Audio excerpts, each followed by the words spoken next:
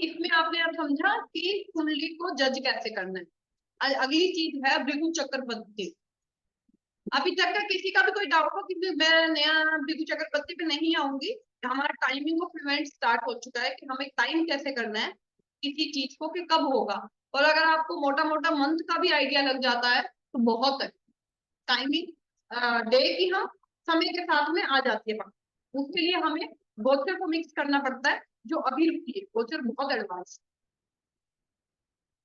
ठीक है। तो हम मंथ तक का भी उसमें कैलकुलेट करना मैं सिखा सकती हूँ आपको भृगु चक्र पद्धति। उससे पहले अभी तक के इतने सेशन हो गए, बेसिक कुंडली खोलनी सबको समझ आ गई कि कुंडली को जज कैसे करना। टाइमिंग बाद की चीज है, पहले बेसिक हेल्थ, शादी, पैसा, बच्चे, घर की शांति, व्हीकल, करियर, ये कैसा है इंसान का, वो जज करना आ गया सबको। लाभ मिलेगा नहीं मिलेगा, नींद आ रही है नहीं आ रही है, हॉस्पिटल का चक्कर जो भी बेसिक चीजें है वो जज करनी सबको आ गई। जिसको अभी भी डाउट है प्लीज चार्ट इकट्ठे कीजिए। उनमें डाउट है तो मेरे से पूछिए, मेरा पढ़ाया हुआ टॉपिक है तो पिछले वीडियो में जाके देखिए। चार्ट में दिक्कत आ रही है तो मैं अभी समझा सकती हूँ ये कैसे खोलना है। लेकिन अगर मेरे को टॉपिक नहीं समझ आया तो एक बार वीडियो देख के आइए, फिर भी नहीं समझ आ रहा तो फिर मैं समझाऊंगी, क्योंकि मैं बहुत डिटेल में कोई टॉपिक क्लियर कर देती हूँ। ठीक है, किसी को कोई डाउट है तो मैं बीसीपी पे शुरू करूँ। मैम एक डाउट है, अभी हाँ जी। एक्सल्टेशन एंड डेबिलिटेशन आपने बोल रहे थे ना, तब अगर मान लीजिए वो मतलब कुछ साइंस पे कुछ ग्रह एक्सल्टेशन में रहते हैं, कुछ में डेबिलिटेशन में रहते हैं, अगर वो दोनों राशि पे नहीं है, हाँ मतलब वो दोनों में भी नहीं है, किसी अलग के राशि में है, कैसे देखना है तब? देखिए देखिए, उच्च का नहीं है, नीच का नहीं है, स्वय राशि का होगा या मूल त्रिकोण राशि का होगा या शत्रु राशि का होगा या मित्र राशि का होगा या न्यूट्रल होगा। जो मित्र शत्रु आपको बताए ना, शनि की राशि में अगर सूर्य आता है या सूर्य की राशि में शनि आता है तो शत्रु राशि। सूर्य अगर गुरु की राशि में आता है 9 नंबर 12 राशि में तो मित्र राशि। सूर्य अगर शुक्र की राशि में आता है तो न्यूट्रल, है ना। तो कुछ राशियां उनको सभी की 12 राशियां हर ग्रह के हिसाब से मैं बता रखी हैं, मित्र शत्रु न्यूट्रल, फिर अपन उस हिसाब से देखें। मैम और एक डाउट है, अभी एक मतलब कन्या लगन की कुंडली में वो मेष राशि होती है, 8th house. Eight 8th house house. में सूर्य है, तो हाँ 9 डिग्री पे है। हम हाँ वो उच्च कंसिडर कर सकते हैं हाँ, या नहीं? 0 से 9 डिग्री, 0 से 10 डिग्री तक उच्च का होता है। अच्छा। 0 से 10 डिग्री तक उच्च का होता है। तो वो उच्च ओ- की मतलब अच्छे उच्च के फल देने के लिए देखो है क्या। अच्छा देखो डिग्री ओके। का एक और इसके बाद पॉइंट है नहीं, इसके मैं बाद। उल्टा समझी थी, मैं उल्टा समझी थी कि 10 के ऊपर समझी थी मैं ना ना, इस। 0 से 10, ओके है ना। ओके। इसके बाद एक और, वो मैं नहीं समझा रही हूँ डिग्री का, वो थोड़ा सा आप इसको करिए, मैं लास्ट में देके जाऊंगी कि मूल ठीक। त्रिकोण की ये डिग्री है तो हम कैसे फल और भी डीप में देख सकते हैं। हम्म। लेकिन अभी एक बार रुकिए, एक विनायक सर की बनाई हुई है, मेरी नहीं बनाई हुई है। हम्म। विनायक सर ने बनाया है कि हर राशि में कितनी डिग्री तक मूल त्रिकोण का होता है, कितनी डिग्री तक उच्च का होता है, कितनी डिग्री तक स्वय राशि का होता है, फिर उसमें से अपन प्रिडिक्शन कैसे निकालेंगे। जैसे एक एग्जाम्पल दे देती हूँ मैं आपको। किसी का भी चंद्रमा स्कॉर्पियो में 0 से 3 डिग्री का नीच का, ठीक है। समझिएगा इस बात को कि हमें डिग्री यूज कर, मैंने अभी जानबूझ के नहीं बताया है। एक बार थोड़ा सा इतना आ जाए, बिना डिग्री के आ जाए तो बहुत है। डिग्री के बाद अपना जो स्पेसिफाई हो जाता है कि और डिटेल में हम कैसे कर सकते हैं वो चीज। 0 से 3 डिग्री का चंद्रमा स्कॉर्पियो में होता है, किताबों में लिखा गया है कि अगर स्कॉर्पियो में मंगल हो तो माता को दिक्कत हो। स्कॉर्पियो में, वृश्चिक राशि में अगर मंगल बैठा हो तो माता को दिक्कत होगी। माता को कब दिक्कत होगी कि वही मंगल 0 से 3 डिग्री के अंदर वृश्चिक राशि में बैठा होना चाहिए, जो चंद्रमा को दी गई है अपनी नीचता के लिए। ओके, मैं समझ गई, क्योंकि चंद्र मतलब मन मतलब माँ, वो मदर के लिए मैं हम चंद्रमा यूज करते हैं। यस, तो जो चंद्रमा का नीच का डिग्री, अगर वो वृश्चिक राशि में चंद्र नीच रहता है, इसलिए अगर वो डिग्री पे अगर मंगल बैठा है अंदर तो माता को हेल्थ इशू देगा। ये डिग्री को समझने का तरीका है। इससे मैं जो प्रिडिक्शन निकालती हूँ ना, आप लोगों का दिमाग खराब हो जाए, मैं इससे वो प्रिडिक्शन निकालती हूँ। सच बता रही हूँ, मैं बहुत प्रिडिक्शन निकालती हूँ इससे। मैम, मतलब बेसिक प्रेडिक्शन के लिए डिग्री जरूरत नहीं है, बस मैं क्लास में हूँ ना, मतलब समझने के लिए पूछी। इस हाँ मतलब मैं आपको पता है, मैं बहुत सारी टिकटें कर ली हूँ, वो मतलब थोड़े थोड़े उनके पास देके मैं एनालाइज करती हूँ ना, तब मैं हाँ, वो डिग्री नहीं देखती हूँ। डिग्री बेसिक के लिए डिग्री की जरूरत नहीं है। जब हम बहुत स्पेसिफाई हो जाए कि हमें यही फल आ रहे हैं कि नहीं आ रहे हैं, तब हम डिग्री को और बताती हूँ। अब एक मजाक का आपको बताती हूँ, आप सब भी देखिएगा। शुक्र की उच्च की डिग्री होती है 15 से लेके 27 मीन में। 15 से लेके 27 डिग्री शुक्र की उच्च की डिग्री। ठीक है। मेष राशि वालों के लिए, मेष राशि वालों के लिए राहु चल रहे हैं मीन में। मेष लगन वालों के लिए, या मेष लगन वालों के लिए आप लीजिए, मेष लगन या मेष राशि वालों को आप बना दीजिए, लगन बना दीजिए चंद्रमा को। सपने कैसे आ रहे होंगे? सपने कैसे आ रहे होंगे? ख्याली पुलाव वाला। उनका 12th हाउस का हो जाता है तो फिर सब वो बता दो, सब जिसको जो समझ आ रहा है, फिर मैं बताऊंगी मेरी प्रिडिक्शन क्या थी, उसका रिएक्शन क्या। मतलब वो सर्प का, मतलब नाक का कुछ वैसा भी आ सकता है। अच्छा, और खिलाई का बताते हैं ना कि romantic dreams ma'am. Abroad abroad. Agatha ji एकदम सही। उसको कहता है मेरे को जिंदगी में ऐसे सपने नहीं आए जो सपने आ रहे हैं। मैम कैसे सपने? अगाथा जी क्लियर कीजिए। Romantic romantic dreams ma'am 12th पे ट्रांजिट कर रहा है ना एरीज का। आप समझे नहीं। अच्छा वेनस है ना वहां पे उच्च का। वीनस की डिग्री क्या है? 15 से 27। अच्छा, मैं वीनस का नहीं देखी, मैं सिर्फ राहु का हाँ सुनती I am just seeing the transit exactly. Venus की उच्च की डिग्री क्या है? 15 से 27। खुद की कुंडली में राहु वही बैठा 15 से 27। 21 में आपका है गोचर राहु। उसके ऊपर से आ गया, राहु वहीं से आ गया गोचर ऊपर, तो एक्टिवेशन हो गया। मैंने बोला उनका नाम, मैंने कहा सपने कैसे आ रहे हैं, सिर्फ मैंने इतना ही बोला। जो उन्होंने स्माइल छोड़ी, ना उन्होंने कुछ बोला ना मैंने कुछ बोला। मैंने कहा ऐसे आ रहे हैं जो बता नहीं सकते। कहते मैडम बस ऐसे ही आ रहे हैं कि बता नहीं सकता मैं आपको, और पहले इंसान आप जो समझ गए 1 मिनट में। मतलब अभी सूर्य भी है ना मैडम, साथ में अभी सूर्य अब भी है ना, मैंने तो देखो मैंने तुम्हें आप लोगों को एक बहुत बड़ा हिंट दे दिया, इस पे काम करो। ठीक। इससे बड़ा हिंट तुम्हें कोई नहीं देगा। मैम आप सही कह रहे हो, सपने अजीब गरीब ही आ रहे हैं। आप मेष लगन, आप कौन सा लगन हो? मैं लियो, सिंह लगन हूँ, सिंह लगन लेकिन हो, लियो। मेष चंद्र राशि है। मेष चंद्र है वो, मेष का चंद्र उसको वहां बना दो। मेष चंद्र, तो मैं मैंने बोला अजीब मेष गरीब। चंद्र और मेष लगन के लिए एडजेक्टिव लगेगा। डिग्री उन ग्रहों को, वो डिग्री उतना राशि की है, भावों की मत काल पुरुष के हिसाब से कि आप लगने करने लग जाओ, नहीं। वो राशि की डिग्री है। एक 0 से 15 तक वो डिग्री है, उसके बाद तो वो डिग्री मैं दूंगी, लेकिन उसको जज करने का एक तरीका बता दिया मैंने कि उसको इतना स्पेसिफाई तरीके से भी प्रिडिक्शन निकाला जा सकता है कि सपने कैसे आ रहे हैं। मैं लिटरली बोल रही हूँ, मैं लोगों को ना मुंह पे बोलती हूँ। जब ये सब मैं डिग्रियां देख लेती हूँ ना, मैं सीधा बोलती हूँ, और वो मुझे बोलते हैं मैं आपने कहाँ से देखा, मतलब वो मुझे ऐसे बोलते हैं। हमें राशि की डिग्री लेनी है, कालपुरुष की नहीं लेनी है। यहाँ पर राशि जहां चली जाए, 12 अगर चौथे घर में चली गई है, तो वहां पे शुक्र को जो डिग्री है वो वही लेनी है हमको। कालपुरुष के हिसाब से नहीं करना है इसको, फिर गलत चले जाओगे आप। राशि की डिग्री है, ठीक है। समझ आया आपको मैं क्या समझाना चाह रही थी? सबकी सब डिग्रियां हैं। हाँ, तो ये बहुत बड़ा पॉइंट है। जितना काम कर सको काम कर लो, तुम्हें ये भी पता चल जाएगा कि कोई अपने जीवन में क्या करियर करेगा। बहुत बहुत माइनर लेवल में प्रिडिक्शन निकालने का एक तरीका है। डिग्री को पढ़ने का। मतलब मेरी ये होती है कि मैं लोगों को लिख के देती हूँ, डेट लिख के देती हूँ, ये से ये डेट है, मुझे बता देना क्या, मुझे पता होता है पर मैं बोल देती हूँ कि ये से ये, तो मुझे बता देना क्या इवेंट होने जा रहा है।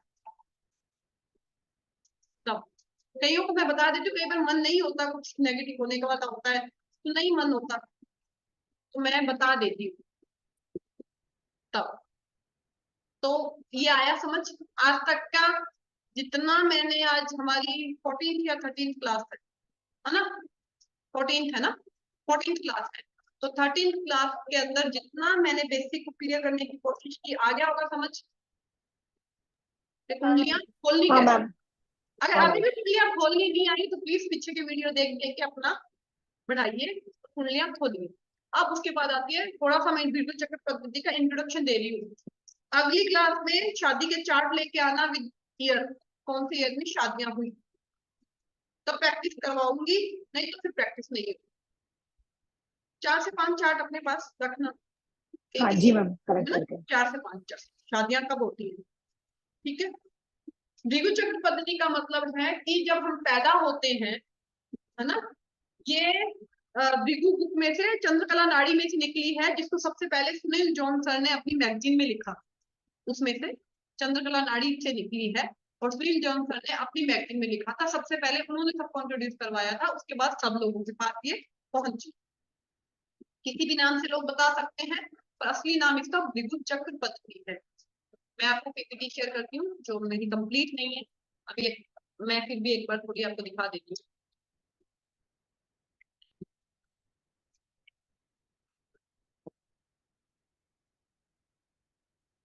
एक मिनट वेट करिएगा।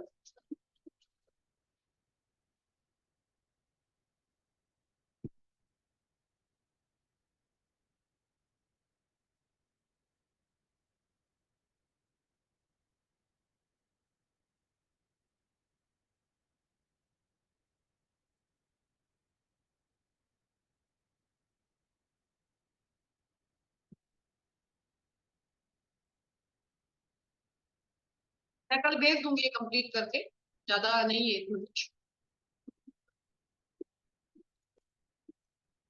सबको दिख रहा है?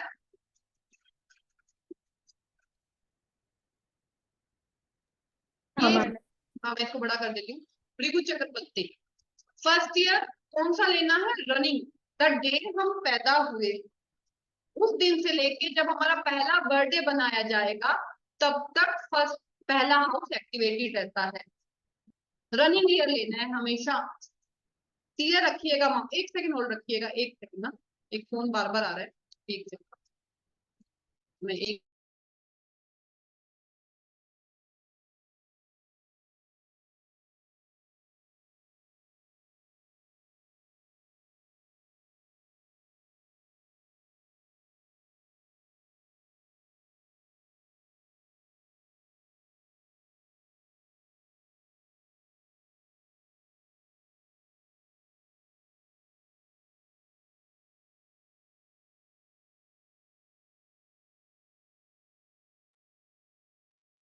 ये देखिएगा,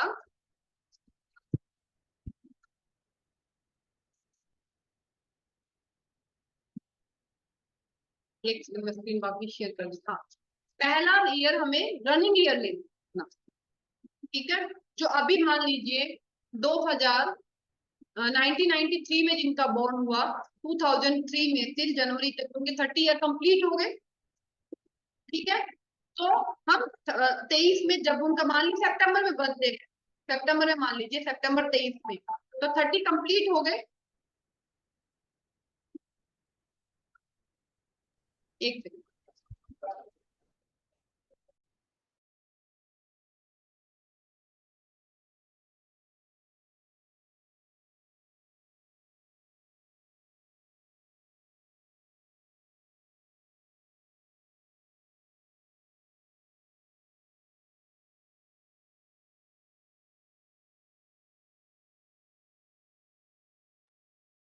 तो रनिंग ईयर लेना है। सितंबर को वो 30 कंप्लीट हुए, सितंबर को वो 30 कंप्लीट हुए, वो 30, तो 31 सितंबर से उसका 30 ईयर रनिंग है, सिंपल सा कैलकुलेशन है।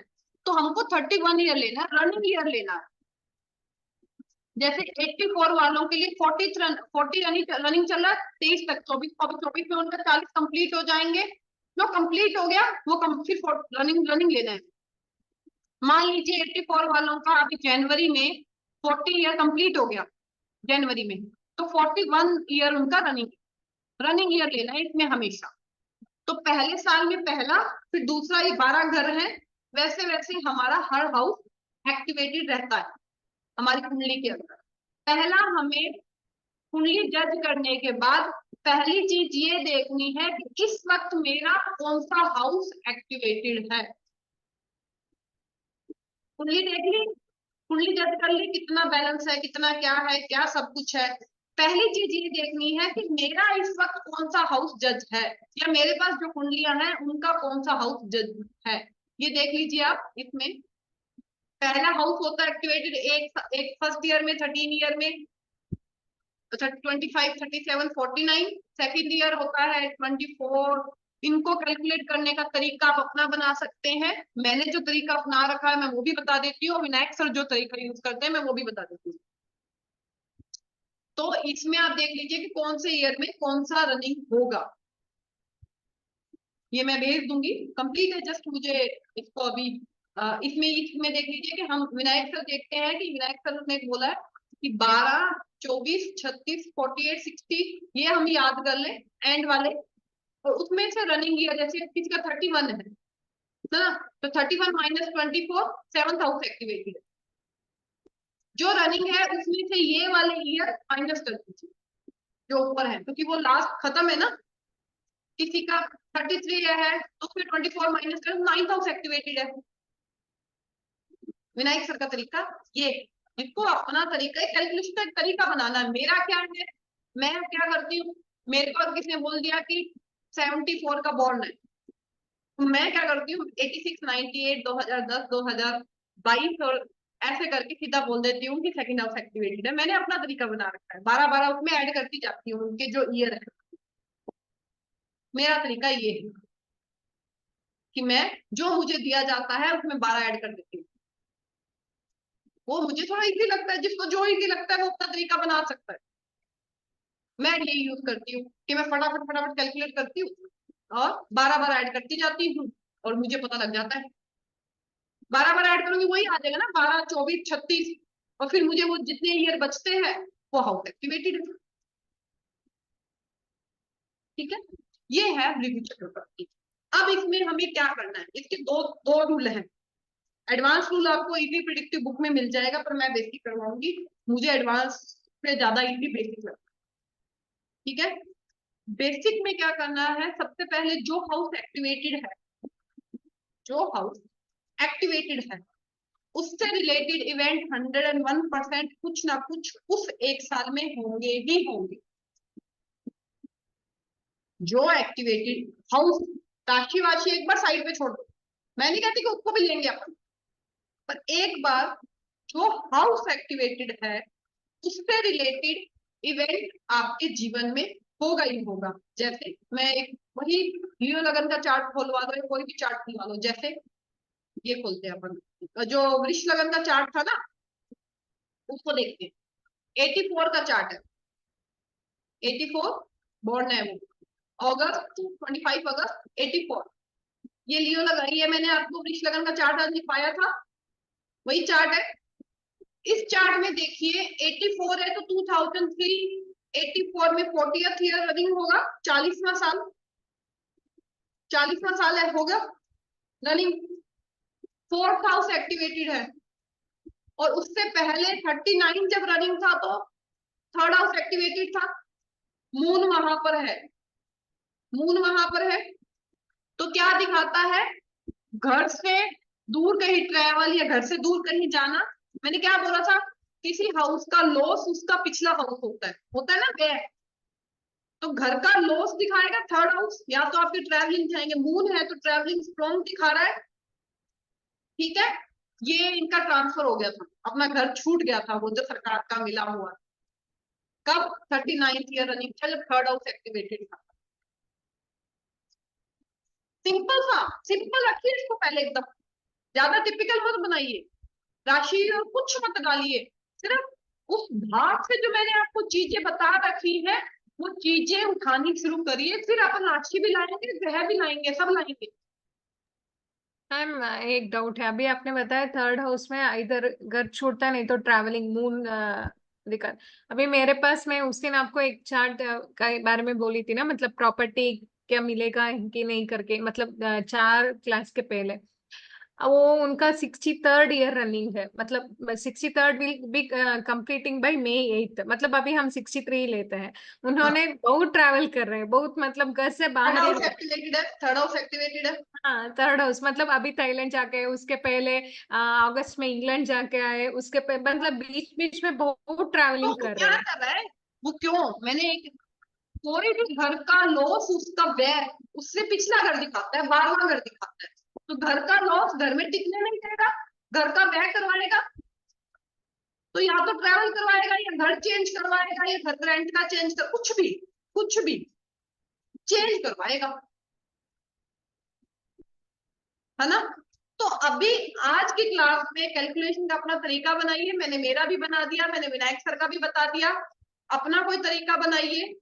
ये पीपीटी भेज दूंगी कल सुबह तक मैं, इस पीपीटी के हिसाब से देखिए कितने चार्ट हैं और उन सालों में वो इवेंट हुए हैं या नहीं है। अभी राशि और भाव रुपी बीसीपी अपन 2 से 3 क्लास करेंगे आराम से। मैम 12 का टेबल्स आता है ना, तब ये बहुत इजी होता है। देखो अपना कोई भी तरीका बना लीजिए, बहुत तरीके मैं तो खुद बनाती हूँ, अपने तरीके बनाती हूँ मैं हमेशा अपने।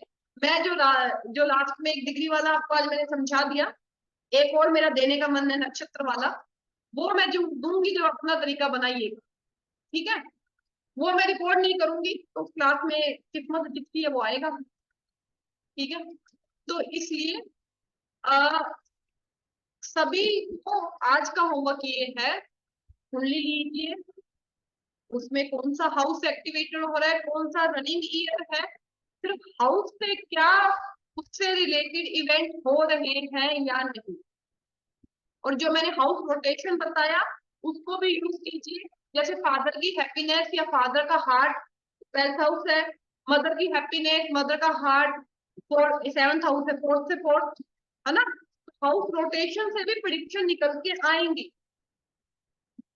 मैं शादी की जितनी प्रिडिक्शन करती हूँ, मैं पहले बीसीपी करती हूँ, फिर दशा करती हूँ, और मेरी शादी की प्रिडिक्शन पे 90% तक एक्यूरेसी है कि इस मंथ में आपकी शादी हो जाएगी।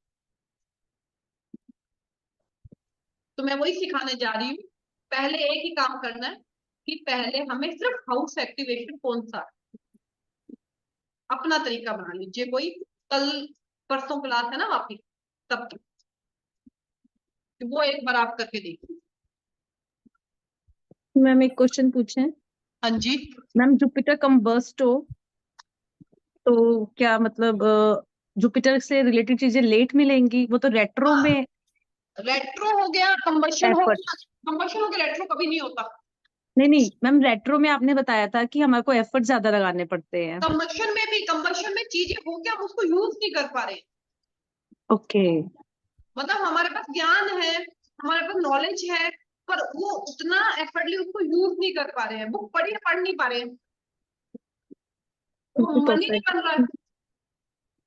मैम कई बार मन नहीं करता और कई बार ऐसा होता है ना कि मतलब टाइम नहीं, मतलब आप वो नहीं कर पाते। सिचुएशन ऐसे बन सिचुएशन जाएगी। मैंने गाड़ी का सिचुएशन। एक एग्जाम्पल लिया था आपके लिए, वीनस किसी का कंबस्ट है, तो खड़ी है गाड़ी चला नहीं पा रहे, सिचुएशन ऐसे। तो जुपिटर अगर सिचुएशन। किसी कंबस्ट है, तो बच्चों से बात नहीं कर पा रहे हैं, या बुक का यूज नहीं कर पा रहे हैं, जितने जुपिटर की चीजें हैं वो सारी चीजें आप होकर भी उसका प्रयोग नहीं कर पा रहे हैं, तो सिचुएशन बन जाएगी, मनस्थिति वैसी बन जाएगी, कुछ ना कुछ ऐसा हो जाएगा जो कंबशन में आता है।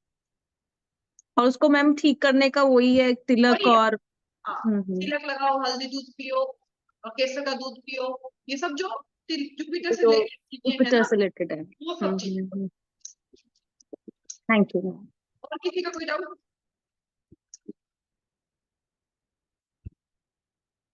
देखो प्रिडिक्शन आ रही है, निकल रही है, मैं और भी इसको समझा सकती हूँ, लेकिन अभी प्रिडिक्शन तो आने लग गई होंगी, आज के 2 चार्ट के बाद तो काफी कॉन्सेप्ट क्लियर हो गए होंगे, हाँ मैम। है ना। हाँ, तो अभी इसको यूज करिए और अगली क्लास तक अपना कैलकुलेशन का कोई तरीका बना के आइए कि आपको कैलकुलेशन कैसे करना है। फिर हम दशा करेंगे। दशा का एक तो तरीका ताराबल है जो सभी देखते हैं, और एक जो मेरा तरीका है जो मैं देखती हूँ, तो दोनों करेंगे हम। पहले बुक्स में जो लिखा हो वो भी करेंगे, और जो मैं जैसे यूज करती हूँ वो भी करूँगा, मैं कैसे यूज करती हूँ। ठीक है, तो ये हम करेंगे। तो ठीक है, आज की क्लास एंड करते हैं। जो आ रहे हैं रेगुलर बेस पे उनको फायदा है, जो नहीं रेगुलर बेस पे आ रहे हैं उनका क्या कर सकते हैं हम। जबकि इस